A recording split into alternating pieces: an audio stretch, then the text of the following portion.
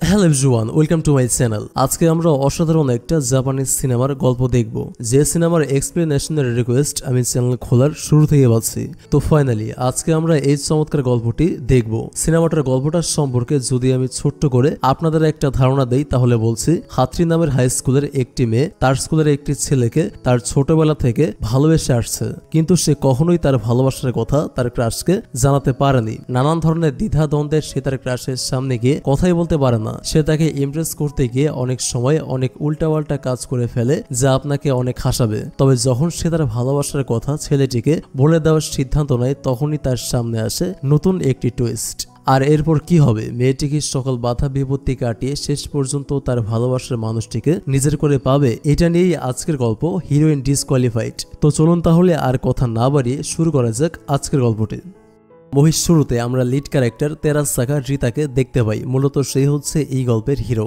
আপনাদের বোঝার সুবিধার্থে এখন থেকে তাকে আমি তেরাসাকা রিতা না বলে শুধুমাত্র রিতা বলেই ডাকবো। সে 8-10 জন মানুষের থেকে একেবারে আলাদা। রিতা নিজেকে নিজে অনেক ভালোবাসে, আর তার এই অনুভূতি তাকে আকর্ষণীয় করে তুলেছে। সে যখন হেঁটে যাচ্ছিল তখন দুটি মেয়ে তাকে গুড মর্নিং বলে, কিন্তু সে তাদের শুধুমাত্র ও আচ্ছা বলে এর উত্তরে। তার কাছে এ সমস্ত কৌশল বিনিময় টাইম ওয়েস্ট বলেই মনে হয়। এরপর আমরা দেখতে পারি আমাদের গল্পের নায়িকা মাতসুজাকি হাতরিকে। সে রিতাকে দূর থেকে দেখে হাই বলে আর তার কাছে ধরে যেতে নেয়, আর তখনই অন্য একজনের সাথে ধাক্কা খায়। ধাক্কা খেয়ে সে পড়ে যায়। সে পড়ে গিয়ে বসে থাকে। তখন রিতা তাকে হাত ধরে না তুলে উল্টো তার দুটো ছবি তুলে সেখান থেকে চলে যায়। রিতা হাতরিকে টেনে না তুললেও হাতরি নিজে থেকেই উঠে দৌড়ে গিয়ে রিতার হাত ধরে হাঁটতে শুরু করে, তার দিকে তাকিয়ে তাকিয়ে। মুভির এ পর্যায়ে আমরা জানতে পারি রিতা এবং হাতুড়ি ছোটবেলার বন্ধু। ছোটবেলা থেকেই তারা একসঙ্গে বড় হয়েছে। ফ্ল্যাশব্যাকে দেখানো হয় রিতাকে নিয়ে তার ক্লাসের ছেলে মেয়েরা মজা করছে। তাদের মধ্যে কেউ কেউ বলছে তোমার মা চলে গেছে, তোমার মা চলে গেছে। এসব নিয়ে তাকে অনেক খেপাচ্ছিল। আসলে সে যখন ছোট ছিল তখন তার মার তার বাবাকে ছাড়া অন্য একজন মানুষের সঙ্গে সম্পর্ক ছিল। এজন্য এক পর্যায়ে তার মা অন্য একজন লোকের সঙ্গে পালিয়ে যায়, আর এটি নিয়েই তার ক্লাসের ছেলে মেয়েরা তাকে নিয়ে মজা করছিল। এক প্রকার তাকে টিটকারে মারছিল। আর তখনই সেখানে চলে আসে হাতরি। সে বাচ্চাগুলোকে সাহায্য করে। এরপর সে রিতাকে এই বলে সান্ত্বনা দেয় যে আমি বলেছিলাম না যে আমি সবসময় তোমার পাশে আছি? সত্যি আমি সবসময় তোমার পাশে থাকবো মৃত্যুর আগ মুহূর্ত পর্যন্ত। এরপর তারা সূর্যাস্ত দেখতে যায়। অনেক সুন্দর দৃশ্য ছিল সেটি। পুরো আকাশ গোলাপি আভা ধারণ করেছিল। আর এভাবে চলতে চলতে এক সময় তারা বড় হয়ে যায়। হাতরি তার বেস্ট ফ্রেন্ড ইউকোকে বলে এভাবেই আমি তাকে সবসময় প্রোটেক্ট করে আসছি। সবকিছু শোনার পর ইউকো তাকে বলে তোমার খুব দ্রুতই রিতাকে প্রপোজ করা উচিত, কারণ এখন সে যথেষ্ট বড় হয়েছে। আর এখন যদি তুমি তাকে প্রপোজ করতে লেট করো, তাহলে তাকে অন্য কেউ প্রপোজ করলে তার সাথে অন্য কারো রিলেশন হয়ে যাবে, আর তখন তুমি ঠকে যাবে, আর তোমার সবকিছু হাতছাড়া হয়ে যাবে। কিন্তু হাতরি অনেকটাই ফিল্মি টাইপের ছিল। সে বলে মুভিতে যেভাবে হিরোদের রিয়েলাইজ হয় যে হিরোইন তার জন্য কতটা পাগল হয়ে রয়েছে, সেম ওভাবেই রিতারও রিয়েলাইজ হতে হবে যে আমি তার জন্য কতটা পাগল হয়ে রয়েছে, আমি তাকে কতটা ভালোবাসি। তারা যখন কথা বলছিল তখন ক্যাফেতে কিছু দুষ্টু ছেলে এসে একটি মেয়েকে বিরক্ত করছিল। মেয়েটির নাম মিহো। হাতরি চাচ্ছিল তাদেরকে বাধা দিতে, কিন্তু সে সাহস করে পেরে উঠছিল না। সে ভয় পাচ্ছিল তারা যদি তাকে বিরক্ত করে।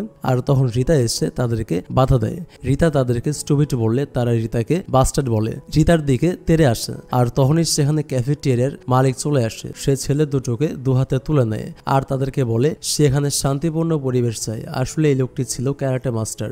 এজন্য ছেলেগুলো ভয়ে তার কাছে ক্ষমা চাইতে শুরু করে, কিন্তু সে তাদের কোনো কথাই শোনে না। দুজনকে দুহাতে ঝুলিয়ে তাদেরকে সেখান থেকে নিয়ে যেতে শুরু করে। এটা দেখে সবাই হাততালি দিতে শুরু করে। হাতরি তার ফ্রেন্ডকে বলে দেখেছো আমার রিতা কত কুল। ইয়োকো তাকে বলে মেয়েটিকে সেভ করেছে বৃদ্ধ লোকটি, রিতা নয়। হাতরি তখন বলে প্রথমে সাহস করে কে এগিয়ে গিয়েছিল শুনি। এরপর রিতা মেয়েটির সাথে বসে লাঞ্চ করে। সে তার কাছে থাকা খাবারগুলো মেয়েটির সঙ্গে শেয়ার করে, তবে এর মধ্যে কিছু খাবার সে শেয়ার করে না। সে বলে আমি এগুলো শেয়ার করতে পারবো না। মেয়েটি রিতাকে বলে তার সাথে না মিশতে, কারণ এতে করে রিতার রেপুটেশন খারাপ হতে পারে। কারণ হচ্ছে এই কলেজের রিতা হচ্ছে অনেক পপুলার একজন স্টুডেন্ট। কলেজের প্রত্যেকটা ছাত্র ছাত্রী থেকে শুরু করে স্যার ম্যাডাম প্রিন্সিপাল সবাই রিতাকে চেনে। আর তাকে যদি একটি মেয়ের সঙ্গে মিশতে দেখা যায় তাহলে তাকে নিয়ে আর মেয়েটিকে নিয়ে নানান গুঞ্জন রটাতে টাইম লাগবে না। এজন্য মেয়েটি তাকে বলছে রিতাকে তার সঙ্গে না মিশতে। কিন্তু রিতার কাছে বিষয়টি আসলে স্টুপিড মনে হয়। সে বলে সে এসব কিছু কেয়ার করে না। এরপর সে খেতে শুরু করে এবং মেয়েটিকেও খাবার খেতে বলে। ইয়োকো তাদেরকে এক একসঙ্গে খাবার খেতে দেখে হাতরি এসব নিয়ে কিছু মনে করছে কিনা জানতে চাইলে সে বলে মিহ তো শুধুমাত্র একটি সাইড ক্যারেক্টার, মেইনলি রিতাকে আমি জিতে নেব কারণ মুভিটির হিরোইন হচ্ছে আমি। পরের দিন সে জানতে পারে রিতা মিহকে নিয়ে ডেটিং এ যাচ্ছে, কিন্তু সে তো এটা শিওর ছিল যে রিতা তাকে শুধুমাত্রই বিপদে হেল্প করেছে, কিন্তু রিতার ভেতরের কথা হয়তোবা অন্য কিছুই ছিল, তাই সে হাতরির কথায় অতটা গুরুত্ব দেয় না। এরপর তারা কথা বলতে বলতে লকার রুমে যায়। রিতা যখন নিজের লকারটি খোলে তখন সেখান থেকে অনেকগুলো আবর্জনা পড়ে যায়। এটা দেখে হাতরি ও রিতা কিছুটা অবাক হয়। এরপর রিতা খেয়াল করে দেখে তার সামনে সেই দুষ্টু ছেলে দুটো দাঁড়িয়ে রয়েছে, আর তারা রিতাকে যখন বিরক্ত করছিল তখন হঠাৎ কেউ একজন এসে ছেলেগুলোকে সেই মাইর মারে, আর সে আর কেউ নয়, সে ছিল আমাদের মিহ। মিহ তাদেরকে বলে তোমরা আমাকে মারো, আমায় আঘাত করো, কিন্তু তোমরা যদি রিতার গায়ে একটিও হাত তোলো আমি তোমাদের একজনকেও ছাড়বো না। আর তখনই কেউ একজন ক্যাফেটেরিয়ার ওনারকে বলে যে এখানে মারামারি হচ্ছে, আর সে দৌড়ে চলে আসে। হাতরি তাকে দেখে অনেক এক্সাইটেড হয়ে যায়। এরপর সে কথা বলতে বলতে যখন রিতার দিকে তাকায় সে দেখে রিতা তো তখন মিহর দিকে মুগ্ধ হয়ে তাকিয়ে রয়েছে। মেয়েটি বসে পড়ে আর বলে সে অনেক ভয় পেয়েছিল। তখন রিতা তার কাছে জানতে চায় তোমার আসলে কি হয়েছিল, আসলে মিহ এতটা এনার্জি কোথা থেকে পেল যে দুজন দুষ্ট ছেলেকে সে মেরে এই বাজে হাল করে দিতে পারলো। তখন মিহ বলে তার বডি নিজে নিজেই মুভ করছিল, সে আসলে নিজেও জানে না যে তার কি হয়েছে। এরপর রিতা হাত বাড়ায় আর তাকে টেনে তোলে, আর এই সব কিছু অবাক হয়ে দেখছিল হাতরি। সে মনে মনে ভাবছিল মিহ তো সাইড ক্যারেক্টার, কিন্তু এখন তো মেন ক্যারেক্টারের রোল প্লে করতে যাচ্ছে। আরো অবাক করে দিয়ে রিতা হাতরিকে সরি বলে, কারণ সে আজ মিহর সাথে বাড়ি ফিরবে। এই কথা বলে রিতা যখন সেখান থেকে মিহকে নিয়ে চলে যায় হাতরি তার পেছন পেছন দৌড়ে যায়। সে ক্যাফেটেরিয়ার বাইরে দাঁড়িয়ে দেখে তারা হ্যাপিলি একজন আরেকজনের সাথে হাঁটছে। এটা দেখে হাতরি মনে মনে ভাবে মিহ যদি রিতার হিরোইন হয় তবে আমি এখানে কি করছি। আর তখনই হাতরির ওপর ভেঙে পড়ে চাইনিজ ভাষায় দেয়ালে লেখা একটি স্থাপনা। পরবর্তী দৃশ্যে দেখা যায় রিতা এবং মিহ দুজন দুজনের সাথে অনেক টাইম স্পেন্ড করে যাচ্ছিল, যেন তারা একে অপরের সাথে বেস্ট ফ্রেন্ড হয়ে উঠেছে। তারা একসাথে লাঞ্চ করত, একসাথে আসা যাওয়া করত, একসাথে ঘোরাফেরা করত, আর হাতরি শুধু পেছন থেকে তাদের চুপচাপ দেখে যেত। আর সে তার মনের দুঃখ তার বান্ধবী ইয়োকের সাথে শেয়ার করত, কিন্তু এত কিছু করেও তার মনের আফসোস বা দুঃখ কমতো না। রিতা একদিন মিহর চশমা খুলে দিয়ে বলে চশমা ছাড়া তোমায় দেখতে অনেক সুন্দর লাগে, আর এটাও পেছন থেকে চুপ করে বসে দেখছিল হাতরি।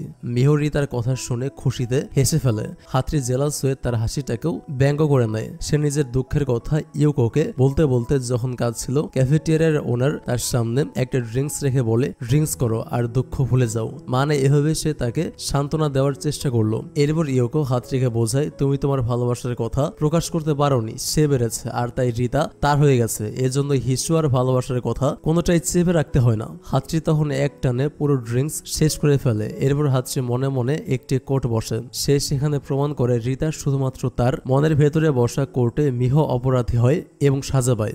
এরপর সে নিজেকে রিতার হিরোইন বলে দাবি করে আর বলে সে রিতার ইভিল হিরোইন। এরপর সে জোরে জোরে হাসতে শুরু করে, অনেকটা ইভিলের মতো। কল্পনা করতে করতে সে বাস্তবে অট্টহাসি হাসতে হাসতে দৌড়ে পালাতে নেয়। আর তখন সে একটি ছেলের সাথে ধাক্কা খায়, আর এই ছেলেটির নাম কোসুকি। আসলে ছেলেটির সাথে তার গালে প্রচন্ড ধাক্কা লাগে এবং সে ব্যথা পায়। ব্যাপারটি বুঝতে পেরে ছেলেটি তাকে প্রশ্ন করে তুমি ঠিক আছো তো? হাতরি মনে মনে ভাবে এই হ্যান্ডসাম ছেলেটির আবার কি হলো। এরপর সে কিছু না বলে সেখান থেকে দৌড়ে পালায়, আর সাথে হাসতে থাকে সেই অট্টহাসি, যা দেখে আশেপাশের অন্যরাও হাসছিল। এরপর দেখা যায় মিহ যখন লাইব্রেরিতে বসে পড়াশোনা করছিল, হাতরি সেখানে গিয়ে তার পাশের সিটে বসতে চায়। মিহ তাকে বসতে বলে। এরপর সে মিহর সাথে বিভিন্ন কথা বলে, আর তখন খেয়াল করে দেখে যে মিহ আজ তার চশমা পরে আসেনি। সে তো আগেই শুনে ফেলেছিল যে রিতা তাকে বলেছে চশমা না পরলে তাকে কিউট লাগে, তাই সে কারণটিও জানতো যে কেন সে আজ চশমা পরেনি। তবু সে কিছু না জানার ভান করে মিহকে বলে তোমাকে তো চশমা পরলে অনেক বিউটিফুল লাগে, তুমি কেন চশমা পরনি? তখন মিহ তাকে বলে কারণ রিতা আমাকে বলেছে চশমা না পরলে নাকি আমাকে কিউট লাগে, আর তার আমাকে চশমা ছাড়াই পছন্দ। এটা শুনে হাতরির একদম জ্বলে পড়ে যায়। এরপর হাতরি মিহকে জেলাস করানোর জন্য রিতার সাথে কাটানো সুন্দর মুহূর্তের কিছু ছবি দিয়ে সাজানো একটি অ্যালবাম বের করে ছবিগুলো দেখতে লাগে। এরপর সেটা মিহকে দেখানোর চেষ্টা করে। সে ভাবে মিহ হয়তোবা ছবিগুলো দেখে জেলাস হবে, কিন্তু মিহ তো ছবিগুলো দেখে অনেক হ্যাপি হয়। ছবিগুলো তার কাছে অনেক কিউট মনে হয়েছে। যেখানে হাতুড়ি ভেবেছিল তথাকথিত হিরোইনদের মতো মিহ হয়তোবা জেলাস হবে, কিন্তু সেখানে তার এই প্ল্যানটি ফ্লপ হয়। কিছুক্ষণ পর হাতুড়ির মাথায় আরো একটি দুষ্ট বুদ্ধি চলে আসে। সে তার ব্যাগে থাকা রিতার জ্যাকেটটি বের করে মিহকে দেখায় যে রিতা হাতুড়ির কাছে তার নিজের পাশ পার্সোনাল জিনিস রেখেছে। কিন্তু মিহো এটা দেখেও জেলাস হয় না, উল্টো সে হেসে বলে, ও আচ্ছা এটা তোমার কাছে ছিল, আমি গতকাল রিতার কিছু কাপড় ওয়াশ করতে এসেছিলাম, তখন এটাও আমি খুঁজেছি ধোয়ার জন্য কিন্তু পাইনি। এটা শুনে তো হাতরির পিঠে মনে মনে যেন একটি তীর এসে লাগে। মিহোকে জেলাস করার তার এই প্ল্যানটিও সফল হলো না। এরপর হাতরি ওয়াশরুমে যায়, সেখানে সে কয়েকজন মেয়েকে দেখতে পায় যারা বলছিল যে রিতার সাথে মিহোকে একদমই মানায় না, রিতা আর হাতরির জুটি সবচেয়ে সুন্দর ছিল। এটা শুনে হাতরি মনে মনে অনেক হ্যাপি হয়ে যায়। মেয়েগুলি সেখান থেকে চলে যাওয়ার পর ওয়াশরুম থেকে বেরিয়ে আসে মিহো। সে বলে, আই এম সরি, আমি তোমাদের কথা শুনতে চাইনি, কিন্তু যেহেতু আমার কানে চলে এসেছে তাই আমি ইগনোর করতে পারিনি। আর তুমি সেই ছোটবেলা থেকে রিতাকে পছন্দ করো এটাও আমি জানি, তাই রিতা যদি কখনো তোমার কাছে ফিরে যেতে চায় আমি একটু বাধা হয়ে দাঁড়াবো না, আমি খুশি মনে তোমার কাছে তাকে ফিরে যেতে দিব। এটা বলে মিহো সে একটা ভাব নিয়ে সেখান থেকে চলে যায়। মিহোর মুখে এই সমস্ত কথা শুনে হাতরি মনে মনে ভাবে মিহো তো সত্যি সত্যি হিরোইনদের মতো আচরণ করছে। সেও মিহোর পেছন পেছন দৌড়ে যায়, কিন্তু গিয়ে দেখে মিহো এবং রিতা দুজনের হাত ধরে বাড়িতে যাচ্ছে। হাতরিকে দেখে রিতা তাকে প্রশ্ন করে, আমাদের সাথে বাড়ি যাবে? তখন ইশারায় না বলে। শত হলেও রিতা আর সে ছোটবেলা থেকে একসঙ্গে বড় হয়েছে, রিতা তো তাকে একটু হলেও চিনে। রিতা হাতরিকে প্রশ্ন করে সে ঠিক আছে কিনা। হাতরি ভালো থাকার প্রিটেন্ড করে বলে, আমি একদম ঠিক আছে। এরপর সেখান থেকে দৌড়ে চলে আসে। দৌড়াতে দৌড়াতে সে ভাবছিল সবসময় এটাই হয়ে আসছে যে আমার পাশে রিতা আর রিতার পাশে আমি। আজ রিতা এমন এক জায়গায় গিয়ে পৌঁছেছে যেখানে আমি যেতে পারছি না। এটা ভাবতে ভাবতে যখন সে দৌড়াচ্ছিল তখন পেছন থেকে একজন তার হাত ধরে। সে ভাবে রিতা হয়তোবা তার হাত ধরেছে। সে হ্যাপি হয়ে যায় এবং হাসতে হাসতে পেছনে ফিরে, কিন্তু না, এটা রিতা ছিল না। ছেলেটি তাকে তার ফোনটি দেখিয়ে বলে, তুমি এটি ফেলে চলে এসেছিলে। হাতরি বলে, কে তুমি? ছেলেটি বলে, আমি কৌজি। হাতরি তাকে ঠিক চিনতে পারছিল না। এরপর সিন গিয়ে থামে একটি খোলা মাঠে, যেখানে হাতরি একটি ব্রেঞ্চে শুয়ে রিতার জ্যাকেট জড়িয়ে ধরেছিল। তার চোখে বারবার মিহো এবং রিতার সেই দৃশ্যগুলো ভাসছিল। এসবের জন্য সে অনেক কষ্ট পাচ্ছিল। সে ভাবছিল মিহো কিভাবে রিতাকে ইমপ্রেস করার জন্য ছেলেগুলোকে একাই মেরেছিল। রিতাও তো তার উপর ইমপ্রেস হয়ে গেল। সে একা একাই বলতে থাকে, রিতা ছাড়া আমার আর কেউ নেই, আমি তাকে ছাড়া থাকতে পারবো না, কারণ আমি তাকে অনেক ভালোবাসি।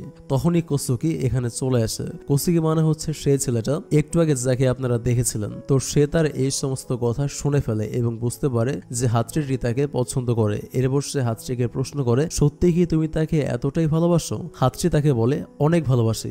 এরপর কোসুকি তাকে প্রশ্ন করে, কেন তুমি তাকে এতটা ভালোবাসো? হাতরি তাকে বলে, ভালোবাসার জন্য কোনো কারণের প্রয়োজন হয় না, আমি শুধু জানি আমি রিতাকে অনেক ভালোবাসি। ওর প্রতিটা চাহনি, ওর বলা প্রতিটা কথা, ওর স্মাইল, হাঁটা চলা সবকিছুই আমার ভালো লাগে।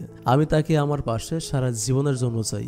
এরপর কোসুকি তাকে একটি অফার করে। সে বলে, রিতা যতদিন মিহোর সাথে রিলেশনে আছে ততদিন তুমি না হয় আমার সাথে প্রেম করো, তুমি আমার গার্লফ্রেন্ড হয়ে যাও। এতে করে তুমি তাকে ভুলে যেতে পারবে, কারণ এখন তো সে অন্য কারোর সাথে রিলেশনে রয়েছে।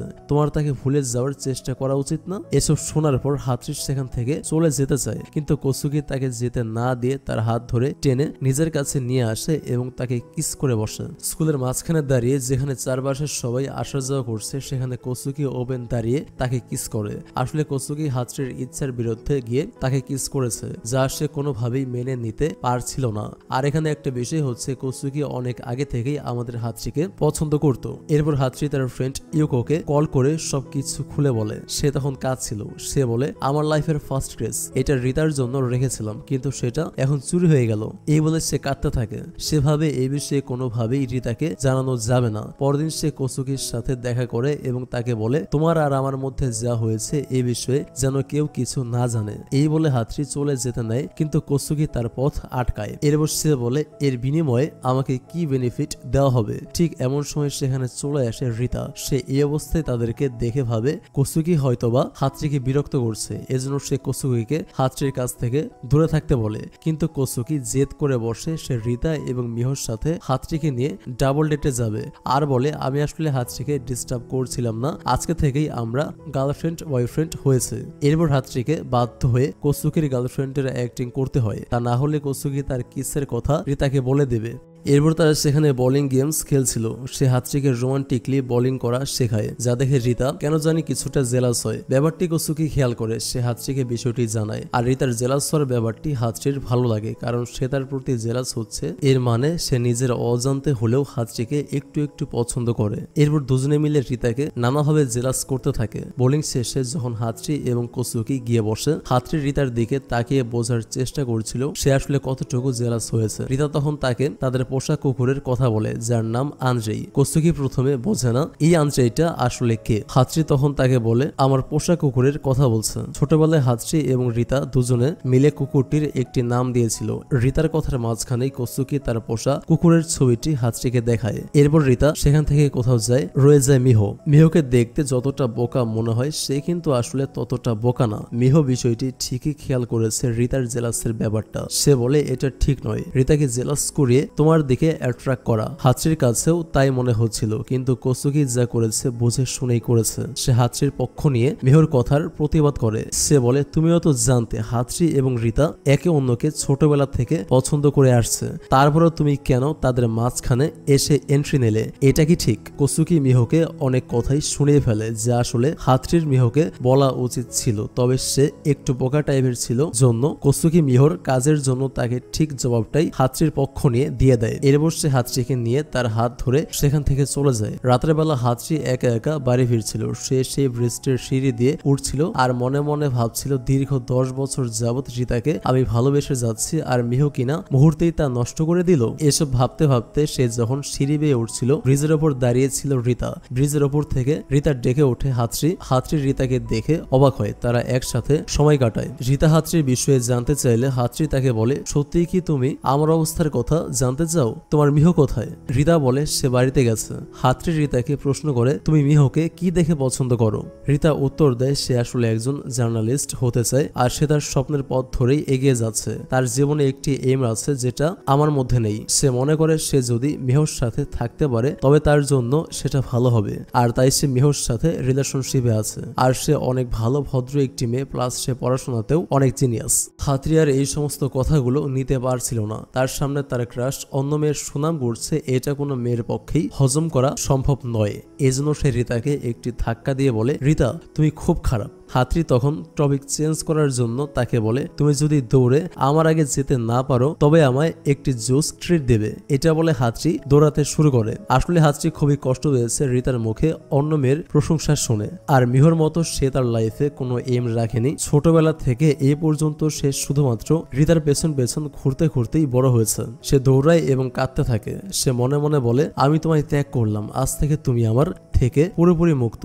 আমি আর কখনো গভীর ভালোবাসা নিয়ে তোমার সামনে আসবো না। পরের দিন স্কুলে হাতরিকে দেখে সবাই অবাক হয়, কারণ তার মাথায় কোনো চুল ছিল না। কসুকি তাকে দেখে হাসতে শুরু করে। তখন সেখানে চলে আসে মিহো। সে হাতরির সাথে আলাদাভাবে কথা বলতে চায়। বারান্দায় যখন দুজন আলাদা দাঁড়িয়ে কথা বলছিল, মিহো তার কাছে একটি হেল্প চায়। এরপর সে ছুরি বের করে সোজা হাতরির পেটে বসিয়ে দেয়। এরপর সে হাতরিকে ধাক্কা দিয়ে ফেলে দেয় আর বলে, তুমি সবসময় বলো হিরোইন এই হিরোইন সেই, এসব কিছুই জাস্ট আবর্জনা মাত্র।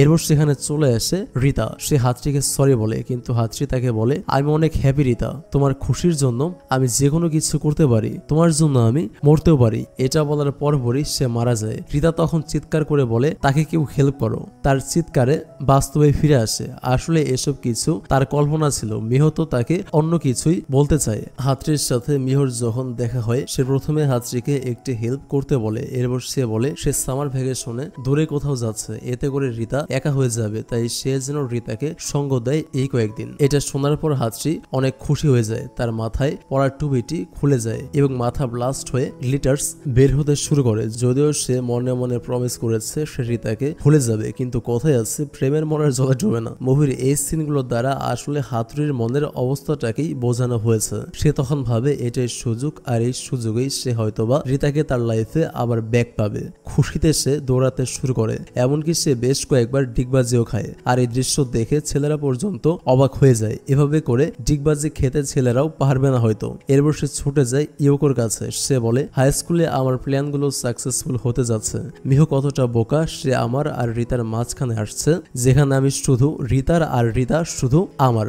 আর আমাকে ফায়ার ওয়ার্ক ফেস্টিভ্যালে রিতাকে আমার ভালোবাসা ফিল করাতেই হবে।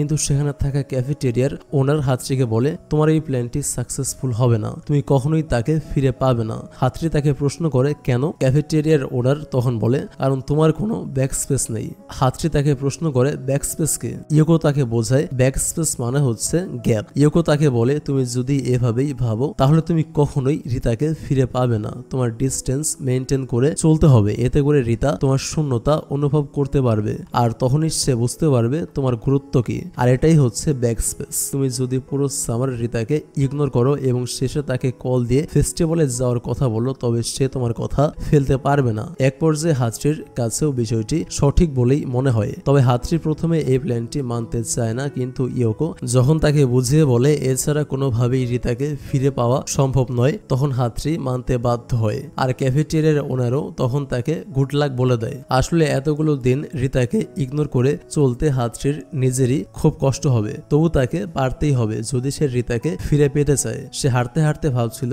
যে সে কিছুতেই রিতাকে একা ছাড়তে চায় না, কিন্তু তাকে এটা করতেই হবে। আর ঠিক তখনই তার সামনে সে রিতাকে দেখতে পায়। রিতা তার ছবি তুলতে নেয় আর তখনই সেখানে একটি ট্রেন চলে আসে। রিতা এবং হাতড়ি দুজন দু প্রান্তে দাঁড়ানো ছিল আর মাঝখান দিয়ে চলে যাচ্ছে ট্রেন।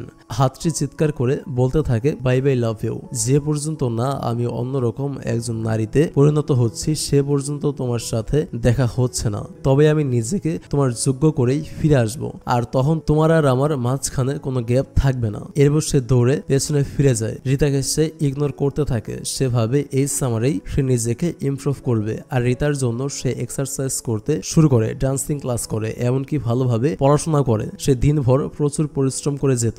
একদিন সে বসে বসে ভাবছিল না একটু দেখা হচ্ছে, না কোনো কল, না কোনো মেসেজ, রিতা আমায় পুরোপুরি ভুলে যাবে না তো আবার। আর তখনই তার কাছে আসে কোসুকি। হাতড়ি কোসুকিকে বলে তুমি আবার কেন ফিরে এসেছো? সে বলে তোমাকে দেখতে। তুমি যদি দিনভর এভাবে শুধু পরিশ্রমই করে যাও তবে এই সামারের তোমার কাছে ভালো কোনো মেমোরি থাকবে না, তুমি আমার সাথে চলো। কোসুকি তাকে আইসক্রিম খাওয়াতে নিয়ে যায়। হাতড়ির আইসক্রিমের ফ্লেভার ছিল স্ট্রবেরি মিল্ক, কিন্তু কোসুকির অন্য একটি ফ্লেভার ছিল যেটার নাম আতারি। আর তাই সে হাতড়িকে খাইয়ে দিতে যায় যে তুমি এটা টেস্ট করে দেখো। হাতড়ি তখন মনে মনে ভাবে আমি কি করছি? আমি চিট করছি না তো? না, আমি চিট করছি না। এরপর সে ভাবে আমি দিনের পর দিন রিতার সাথেই আমার সময়গুলো কাটিয়েছি আর এখন সে কিনা মিহোকে গার্লফ্রেন্ড বানিয়ে নিল।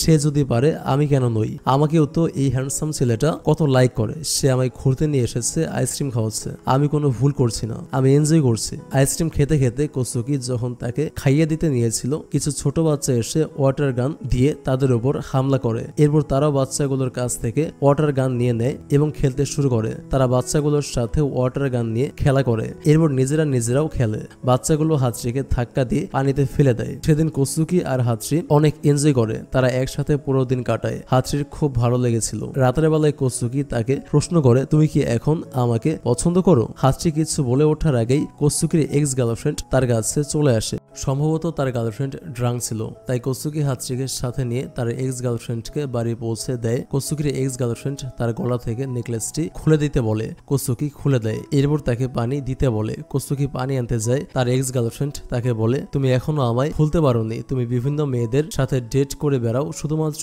আমাকে ভুলে থাকার জন্য। এসব কথা হাতড়ি নিতে পারে না। সে রেগে গিয়ে বলতে থাকে একদমই নয়, কোসুকি স্মার্ট, তার তোমাকে কোনো প্রয়োজন নেই। কোসুকি তখন তো তাকে দেখে হাসতে শুরু করে। সে বলে তুমি অনেক ডেঞ্জারাস। এরপর সে ইশারায় তার এক্স গার্লফ্রেন্ডকে নির্দেশ করে। হাতড়ি দেখে মেয়েটি তার এসব কথা শুনে পুরো স্ট্যাচু হয়ে গেছে। আর তখন কোসুকি তাকে বলে আমি এখন হাতড়িকে ভালোবাসতে শুরু করেছি, তাকে ছাড়া এখন আমি কিছুই ভাবতে পারি না, তাকে ছাড়া আমি আর কিছুই দেখি না। এদিকে ফায়ারওয়ার্ক ফেস্টিভ্যাল আসন্ন ছিল আর তাই হাতড়ি প্ল্যান অনুযায়ী রিতাকে কল করে। সে ফেস্টিভ্যালের কথা রিতাকে বলে। রিতা রাজি হয়ে যায় তার সাথে ফেস্টিভ্যালে যাওয়ার জন্য। এরপর ফেস্টিভ্যালের দিন দুজনের সাথে দেখা করে। সেদিন রিতাকে কিছুটা আলাদা মনে হচ্ছিল হাতড়ির কাছে। সে হাতড়িকে অনেক বেশি কেয়ার করছিল। আর তখনই সেখানে চলে আসছে কাবাবের হাড্ডি হয়ে কোসুকি। একটি ব্রেঞ্চের দুপাশে রিতা এবং কোসুকি বসে রয়েছিল আর মাঝখানে ছিল হাতড়ি। সে তো বরাবরই কোসুকির সাথে জেলাস হচ্ছিল। হাতড়ি আসলে কনফিউজড হয়ে যায়। সে সেখান থেকে চলে যায়। আসলে দুজনের মাঝখানে সে খুব আনকমফোর্ট ফিল করছিল। হাতড়ি চলে যাওয়ার পর রিতা কোসুকিকে প্রশ্ন করে তুমি হাতুড়ির সাথে কি করতে চাইছো? তাকে নিয়ে খেলা করা তোমার ঠিক হবে না। কোসুকি বলে সে 10 বছর ধরে তোমাকে ভালোবেসে গেছে, তুমি তাকে এভাবে যেতে দিতে পারো না। এই বলে সে সেখান থেকে চলে যায়। কোসুকি চলে যাওয়ার পর সেখানে চলে আসে হাতরি। এরপর সে তার দুহাত রিতার গালে চেপে ধরে আর বলে, কোসুকি আর আমার মধ্যে কিছুই নেই, আমি সবসময় তোমার সাথেই থাকতে চাই, আমি সবসময় তোমার সাথেই এই ফেস্টিভ্যালে আসতে চাই। এরপর রিতা হাতরিকে বলে, আমি যাদেরকেই ভালোবাসি না কেন তারাই আমাকে ছেড়ে চলে যায়। প্রথমে তো আমার মা আমায় ছেড়ে চলে গিয়েছিল, আর এবার এই সামারে তুমি আমায় ছেড়ে গায়েব হয়ে গিয়েছিলে। তার কথা শুনে হাতরি খুবই কষ্ট পায়, সে ইমোশনাল হয়ে পড়ে, কারণ সে তার বান্ধবীর কথা শুনে এই পুরো সামার রিতাকে ইগনোর করেছে। সে তাকে সরি বলে এবং এই পুরো গ্রীষ্মকাল তার কাছ থেকে দূরে থাকার কারণটিও রিতাকে জানিয়ে দেয়। আসলে তার ভালোবাসা রিতা এতদিন নোটিস করতে পারেনি। সে তাকে প্রশ্ন করে, সত্যি কি এতদিন তুমি এমনই ছিলে আর আমি তোমার ভালোবাসা অনুভব করতে পারলাম না? ফায়ার ওয়ার্কের কারণে আকাশ খুব সুন্দর হয়ে গিয়েছিল, আর ঠিক তখনই সেই আলোর ঝলকানির মাঝে রিতা হাতরিকে প্রথমবারের মতো কিস করে। কারণ হাতরি তার ছোটবেলার ফ্রেন্ড হওয়ার কারণে রিতার মনে কোনো এক কারণে তার জন্য ফিলিংস রয়ে গিয়েছিল। আর যখন হাতরি এই পুরো গ্রীষ্মকালটা তাকে ইগনোর করেছে তখন সে খুব ভালো করেই বুঝতে পেরেছে যে সে হাতরিকে অনেক ভালোবাসে। এরপর তারা ডিনার করার জন্য রেস্টুরেন্টে যায়, আর সেখানে হাতরি তাকে পুরোপুরি তার ভালোবাসার কথা খুলে বলে। সে হাতরিকে আই লাইক ইউ বলে, যা শুনে ওয়েটার মেয়েটিও একটু অবাক হয়। এরপর তাদেরকে এনজয় করতে বলে সেখান থেকে চলে যায়। হাতরি এতদিন তার মনের ভেতর আটকে রাখার সব কথা রিতাকে বলে। রিতা যখনই তার ফিলিংস হাতরির সাথে শেয়ার করতে যাবে তখনই সেখানে আবার কাবাবে হাড্ডি চলে আসে। এবার এসেছিল মিহো। হ্যাঁ, মিহো সামার কাটিয়ে আবারও সোজা চলে আসে রিতার কাছে। তখনও হাতুড়ি আর রিতার কথা পুরোপুরি শেষ হয়নি, কিন্তু মিহো ডাকায় কথার মাঝখানে ছেড়ে রেখেই রিতা তার কাছে চলে যেতে নাই। হাতুড়ি তাকে আটকে বলে, আমাদের কথা এখনো পুরোপুরি শেষ হয়নি। কিন্তু রিতা তাকে কথা দেয় সে আজই মিহোর সাথে সবকিছু শেষ করে তার কাছে একেবারে ফিরে আসবে। মানে সে মিহোর সাথে সম্পর্ক শেষ করার কথা বলছে, কারণ সে এখন বুঝতে পেরেছে সে আসলে হাতরিকে ভালোবাসে। এরপর সে চলে যায়। হাতরি ধরে নেয় আজই হয়তোবা মিহোর চ্যাপ্টার ক্লোজ হবে। এটা ভাবতেই সে অনেক খুশি হয়ে যায়। কিন্তু মিহোকে যতটা মনে হয় সে ভাজা মাছটা উল্টে খেতে জানে না, ততটাও কিন্তু সে বোকা না। সে গোটা মাছটাই গিলে খেতে জানে। এর উত্তর কিছুক্ষণের মধ্যেই পেয়ে যাবেন। এদিকে হাতরি এবং রিতার মধ্যে গতকাল রাতে যা হয়েছিল তা পুরো স্কুলের সবাই জেনে যায়, আর সেই সাথে মিহো নিজেও এই বিষয়ে সব জেনে যায়। সে ক্লাসে গিয়ে হাতরিকে বলে, আমি চলে এসেছি, এখন আর তোমার রিতাকে সঙ্গ দিতে হবে না। আফটার অল আমি রিতার গার্লফ্রেন্ড, তার জন্য আমি যথেষ্ট। এটা শুনে হাতরির মন খুব খারাপ হয়ে যায়, কিন্তু সে কিছুই বলতে পারে না। সন্ধ্যাবেলা মিহো রিতার কাছে আসে, কিন্তু তখন রিতা তার সঙ্গে ব্রেকআপ করতে চায়, এমনকি সে হাতরিকে কিস করেছে এটাও তাকে জানায়। এটা জানার পরে মিহো অজ্ঞান হয়ে পড়ে যায়। রিতা তাকে তুলে সোফায় নিয়ে শোয়। এরপর মিহো রিতাকে বোঝায় সে রিতাকে ছাড়া একা কোনোভাবেই স্ট্রাগল করতে পারবে না, আর হাতরির সাথে যা কিছুই হয়েছে তা নিয়ে তার কোনো মাথা ব্যথা নেই। সে শুধুমাত্র তার জীবনের শেষ মুহূর্ত পর্যন্ত রিতাকে তার পাশে চায়, তা না হলে তার বেঁচে থাকা সম্ভব হবে না। আসলে মিহো এসব কিছু প্রিটেন্ড করছিল রিতার অ্যাটেনশন পাওয়ার জন্য, কিন্তু বেচারা রিতা সবকিছু সত্যি সত্যি ভেবে নিয়েছিল। সে ভাবছিল মিহো হয়তো তাকে ছাড়া বাঁচবে না। এজন্য এক পর্যায়ে রিতা বাধ্য হয় হাতরিকে ফিরিয়ে দেওয়ার সিদ্ধান্ত নিতে। পরের দিন সে হাতরির সাথে দেখা করে। সে হাতরিকে সরি বলে, যেটার জন্য হাতরি কোনোভাবেই প্রস্তুত ছিল না। গত রাতেই তো রিতা তাকে মিহোর সাথে সবকিছু শেষ করার কথা বলেছিল, কিন্তু আজ রিতা হাতরির সাথে সবকিছু শেষ করতে এসেছে। আজ রিতার কথার এই পরিবর্তন হাতরির মেনে নিতে খুব কষ্ট হয়। রিতা তাকে এসব বলে দিয়ে চলে যায়, আর এর সব কিছুর জন্য দায়ী ছিল মিহো। আগেই বলেছিলাম এই মালটা দেখতে সরল সোজা হলেও তার ভেতরে অনেক খাবলা আছে। এরপর তারা দেখা করে ঠিক সেই ব্রিজটাতেই, যেটাতে গত রাতেই তারা একটা ভালো সময় কাটিয়েছিল। হাতরির ব্রিজের ওপর থেকে থমকে গিয়ে দাঁড়িয়ে থাকে, আর রিতা সিঁড়িতে বসে প্রচুর কান্না করে। এ থেকে হাতরির প্রতি তার ফিলিংস কিন্তু বোঝাই যায়, কিন্তু মিহর মোহে রিতা তো আটকে গেছে। ঠিক সেই সময় চলে আসে বৃষ্টি। হাতরি কাঁদতে কাঁদতে বলে, আমি এই ড্রামাটিক বৃষ্টি কখনোই চাইনি। এরপর সে কাঁদতে কাঁদতে যখন বাড়ি ফিরছিল তখন সেখানে চলে আসে কোসুকি। আসলে সে হাতরিকে অনেক বেশি ভালোবেসে ফেলেছিল, আর তাই সে সবসময় তার পাশে ছায়া হয়ে থাকার চেষ্টা করে। হাতরি তাকে দেখে অনেকটা রিলিফ ফিল করে। সে খেয়াল করে দেখে কোসুকি ছাতাও তার সাথে নিয়ে আসেনি। আসলে কোসুকি সবই বুঝতে পেরেছিল। সে বলে, তুমি আমার গার্লফ্রেন্ড হয়ে যাও, আমি তোমার সব দুঃখ ভুলিয়ে দেব। সে সময় হাতরির কাউকে তার পাশে খুব দরকার ছিল। সে কোসুকিকে জড়িয়ে ধরে, আর এরপর থেকে শুরু হয় তাদের লাইফে নতুন আরেকটি চ্যাপ্টার। তারা দুজনে একসাথে অনেক হ্যাপি ছিল। কোসুকি এই কয়েকদিনে হাতড়ির মনে একবারের জন্য রিতার কথা আসতে দেয়নি। হাতড়ি রিতার কথা প্রায় ভুলতেই বসেছিল আর সে কোসুকিকে নিজের বয়ফ্রেন্ড হিসেবে অ্যাকসেপ্ট করেও নিয়েছিল। একদিন হাতড়ি কোসুকির বার্থডে প্ল্যান করতে বসেছিল ইয়োকোর সাথে। ইয়োকো তাকে প্রশ্ন করে, তোমার কি এখন আর একেবারেই রিতাকে মনে পড়ে না? হাতড়ি তাকে বলে, আমি এখন পুরোপুরি কোসুকির হয়ে গেছে। আর এই কথা পেছনে বসে কোসুকি শুনছিল। সে বলে, সত্যি কি তাই? এরপর সে সারপ্রাইজের অপেক্ষা করব বলে সেখান থেকে চলে যায়। হাতড়ি তার দিকে মুগ্ধ হয়ে তাকিয়ে রয় আর সবকিছু দূর থেকে দেখছিল রিতা। সে কিন্তু ভালোই জেলাস হচ্ছিল। এরপর তাদের স্কুল থেকে তাদেরকে এক জায়গায় ঘুরতে নিয়ে যাওয়া হয়। সেই জায়গাটি বরফে ঘেরা ছিল। তারা সেখানে অনেক এনজয় করে। রিতা দূর থেকে তাকিয়ে তাকিয়ে হাতড়ি এবং কোসুকিকে দেখতে থাকে। তারা দুজনে একসঙ্গে কতই না হ্যাপি, কিন্তু কোথাও না কোথাও সে হাতড়িকে অন্য কারোর সাথে দেখে একটু তো কষ্ট ঠিকই পায়। এরপর দেখা যায় হাতড়ি কোসুকির সাথে একটি শপে যায়। সেখানে কোসুকি তার ফোনে হাতড়িকে একটি বড় ফ্রিজ হুইল দেখায় এবং বলে তার বার্থডের দিন সে হাতড়িকে নিয়ে এখানেই যেতে চায়। হাতড়িরও বেশ পছন্দ হয় আইডিয়াটি, তাই সে রাজি হয়ে যায়। কিন্তু সেখানে হঠাৎ রিতার মাকে দেখা যায়। সে এখন আরো দুটি ছোট বাচ্চার মা। আর এই সব কিছু যদি রিতা জানতে পারে হয়তো সে অনেক কষ্ট পাবে। তাই তাকে দেখা মাত্রই হাতড়ি রিতা রিতা বলে চিৎকার করতে শুরু করে। সে সবাইকে বোঝায় যে কোনো একজন ফেমাস অ্যাক্টর সবের বাইরে রয়েছে, যার কারণে সবাই সেখানে ছুটে যায়। হাতড়ি যখন রিতা রিতা বলে চিৎকার করে ডাকছিল তখন নামটি শুনে ফেলে রিতার মা। সে বুঝতে পারে তার প্রথম সন্তান এখানে রয়েছে, যাকে সে একদিন ফেলে চলে এসেছিল।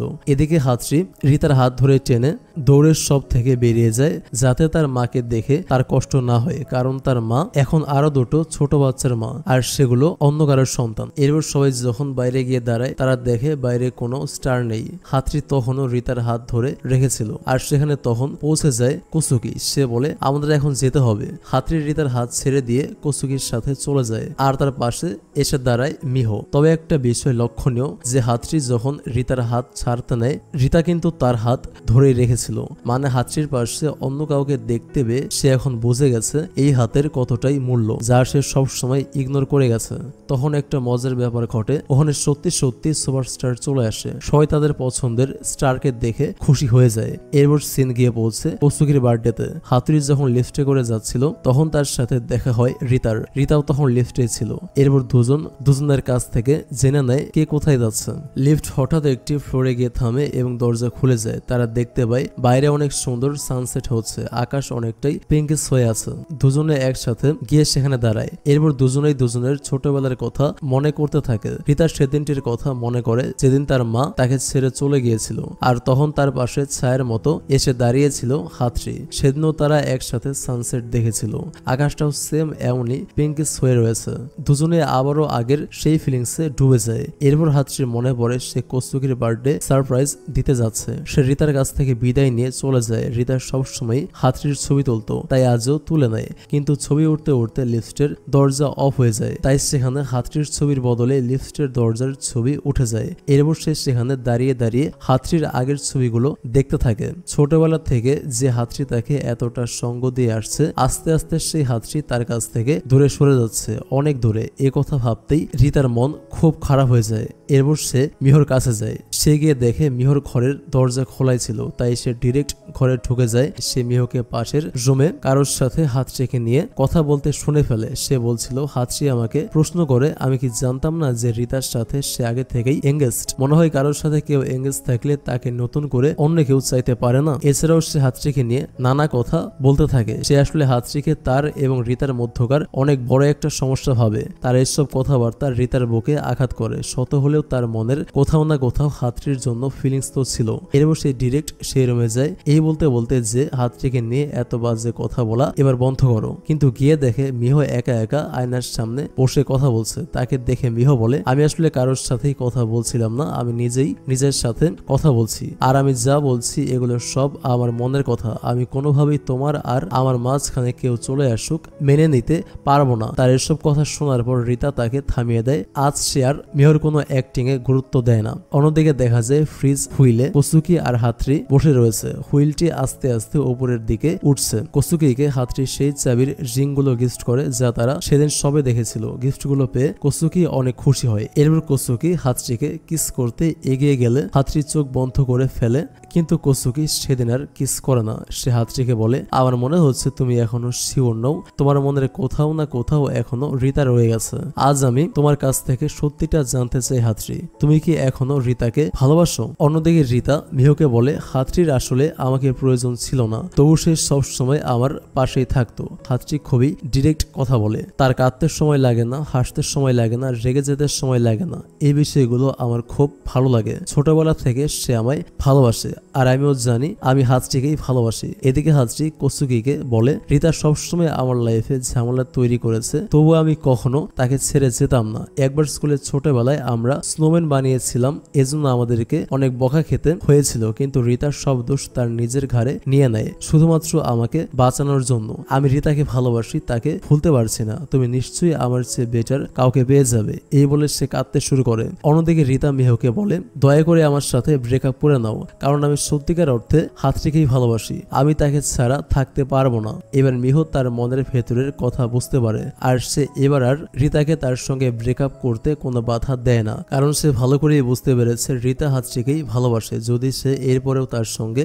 জোর করে থাকে তাহলে সেটা সত্যিকারের ভালোবাসা হবে না, শুধুমাত্র থাকার জন্যই থাকা হবে। তার চেয়ে ভালো কেউ তার ভালোবাসার মানুষের সঙ্গেই সুখে থাকুক। এরপর দুদিকে দুজনকেই দুজনের কাছে সরি বলতে দেখা যায় আর তাদেরকে সেদিন দুই পাশ থেকেই মুক্ত করে দেওয়া হয় এই মিথ্যা ভালোবাসার বেড়াজাল থেকে। এরপর দুজনই দুজনের দিকে দৌড়ে আসে। হাতরি হুইল থামিয়ে সেখান থেকে নেমে রিতার কাছে দৌড়ে যেতে শুরু করে। অন্যদিকে রিতাও হাতরির কাছে দৌড়ে যেতে নেয় আর তখনই তার সামনে চলে আসে তার মা। রিতা এটার জন্য কোনোভাবেই প্রস্তুত ছিল না। ইউকা বিষয়টি খেয়াল করে। এদিকে হাতরি রিতাকে কোথাও খুঁজে পায় না। সে তার বান্ধবীকে রিতার কথা জিজ্ঞাসা করে। তার বান্ধবী তাকে বলে, ফাইনালি আমার কথা শুনলে? এরপর সে জানায় রিতাকে তার মায়ের সাথে দেখা গিয়েছে। এটা শুনে তো হাতরি পুরো টেনশনে পড়ে যায়। সে বলে, তুমি তাকে বাধা কেন দিলে না? তার মায়ের ফ্যামিলি আছে, এইসব বিষয় যদি সে মেনে নিতে না পারে। এরপর সে দৌড়ে রিতাকে খুঁজতে খুঁজতে একটি বেল টাওয়ারের সামনে যায়। সে গিয়ে দেখে সেই টাওয়ারের উপরে রিতা বসে রয়েছে। সে ভাবে তার মাকে দেখে সবকিছু জেনে সে নিশ্চয়ই সুইসাইড করতে যাচ্ছে। সে চিৎকার করে বলে, রিতা এটা করো না, আমি আসছি। এরপর সে দৌড়ে সে বেল টাওয়ারের ছাদে ওঠে, কিন্তু সেখানে রিতা ছিল না। হাতরি ভেবে নেয় সে উঠতে উঠতে রিতা হয়তোবা তার কাজ সেরে ফেলেছে, অর্থাৎ সে হয়তো সুইসাইড করে ফেলেছে। আর সে কাঁদতে শুরু করে। রিতা বলে। কিছুক্ষণ পর রিতা বেরিয়ে আসে। সে বলে, এভাবে যদি কেউ ডাকে না এসে পারা যায়। হাতরি দৌড়ে গিয়ে তাকে জড়িয়ে ধরতে নেয়।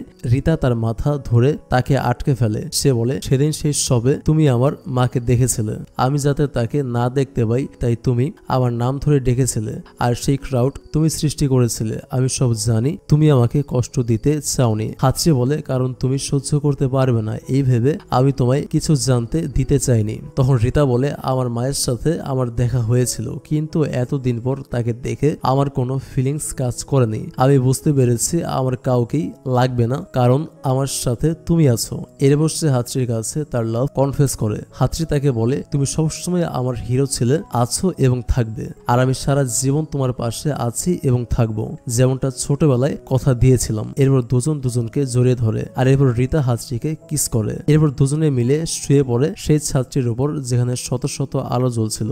ভালোবাসার এক অন্যরকম মুহূর্ত সৃষ্টি হয়। এত বছর যাবত এই মুহূর্তটির জন্যই হাতরি অপেক্ষা করে আসছিল, আর আজ তার জীবনের স্বপ্নটি পূরণ হয়েছে। সে তার ভালোবাসার মানুষটিকে তার পাশে পেয়েছে। পরবর্তী দৃশ্যে দেখা যায় পুরো স্কুল জেনে গেছে মিহো এবং রিতার ব্রেকআপ হয়ে গেছে, আর কোসুকি এবং হাতরির মাঝেও ব্রেকআপ হয়েছে, এবং পরিশেষে হাতরি এবং রিতার মধ্যে নতুন সম্পর্কের শুরু হয়েছে। আর এর সাথে সাথেই মুভিটি শেষ হয়ে যায়। তো কেমন লেগেছে আজকের ভিডিওটি জানাতে মিস করবেন না, আর ভিডিওটি ভালো লাগলে লাইক বাটনে একটা খুশি মারতে পারেন। থ্যাংক ইউ সো মাচ ভিডিওটা দেখার জন্য। Take love and please wait for next video. আল্লাহ হাফেজ।